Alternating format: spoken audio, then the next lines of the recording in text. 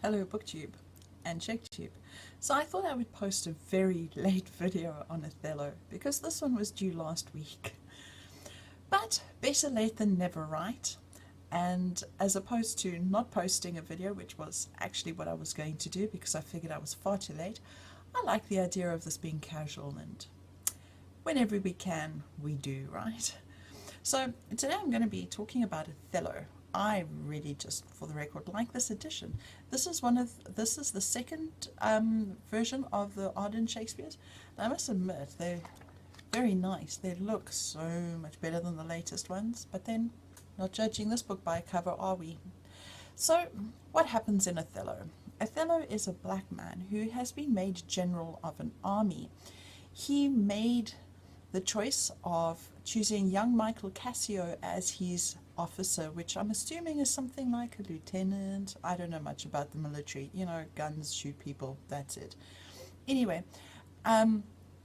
so he has upset a man by the name of Iago by this choice because Iago felt that he should have been chosen as the officer. He has more experience, etc. He considers Cassio just an arithmetician, somebody who's good at the theory and not very good at the practical.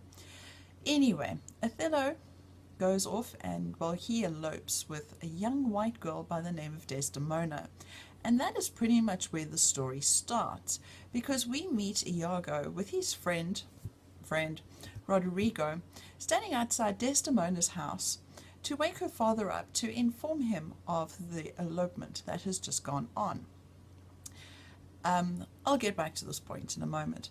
So a whole lot of people arrive at Othello's house, but at the same time there's stories of a Turkish fleet that are arriving at Cyprus, and Othello is needed there. So Desdemona's daddy's name was, I can't remember, but anyway, he doesn't get his wish of getting to bump off Othello.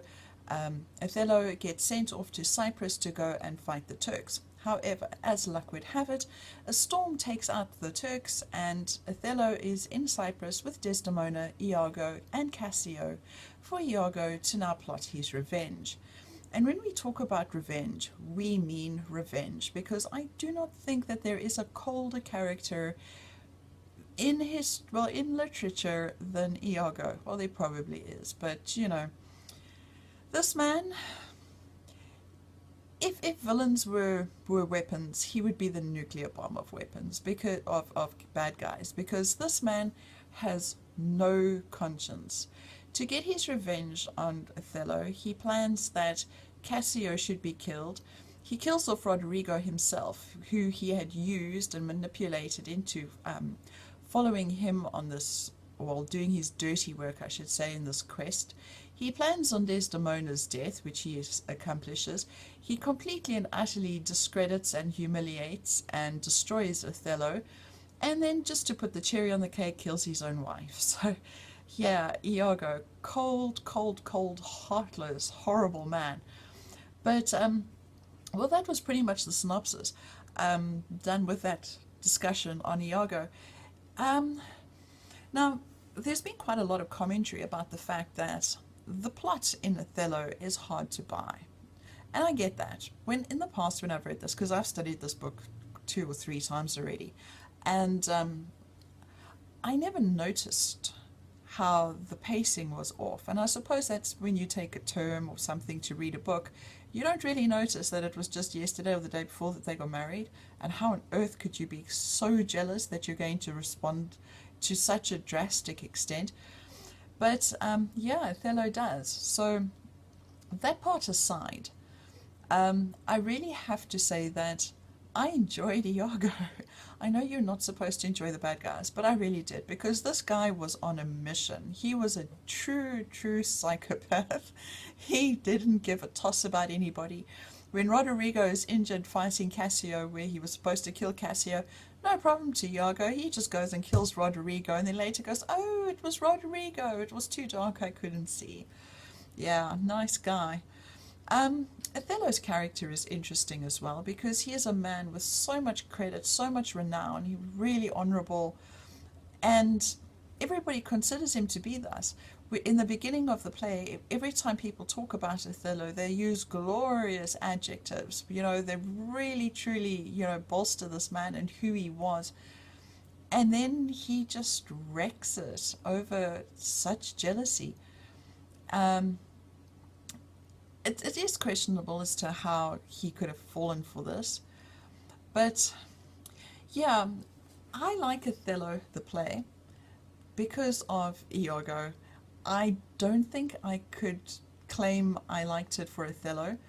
I felt, contrary to what Steve has said, that Shakespeare was actually quite progressive in choosing a black man. I never, even though I come from the most racist country in the world, I never considered it that it was popular because a black man was strangling a white woman.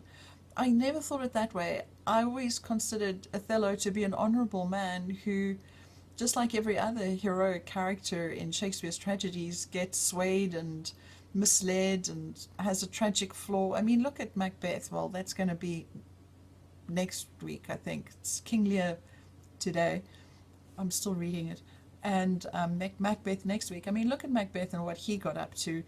So, yeah. But that aside, I have a little anecdote about Macbeth, about Othello. My very, very first teaching prac was teaching the opening Act 1, Scene 1 of Othello to a bunch of grade 11s. That's kids in the 11th year of high school, And yeah, nothing like the icebreaker of, you know, the old black ram is tapping your white ewe. And they're making the beast with two backs and trying to not go like this to show what they're doing. That was memorable. I think I have the beginning of Othello ingrained on my brain. I don't think I'll ever be able to think of this play without re-experiencing those few moments of teaching it for the very first time. I'm now so bulletproof it makes no difference what we're talking about, but those days, shoo. Anyway, so yeah. Oh, the other thing that with Othello that I'm not a big fan of was Desdemona. You know, she so very literally took this all lying down. Yeah, I prefer the other woman in Shakespeare's plays. Desdemona, I can't say that I felt that she had much of a character. She was just goodness personified, and that was just a bit boring. And the fact that she wouldn't fight him at the end, you know, not even a struggle, or at least if she did, it wasn't written in my play. Yeah, that was hard to swallow. Anyway, so that's my quick Othello video. I'm going to upload this quick, and while I'm doing that, read King Lear, because I've actually never read King Lear before. So this is going to be interesting. Anyway, just for now, happy reading.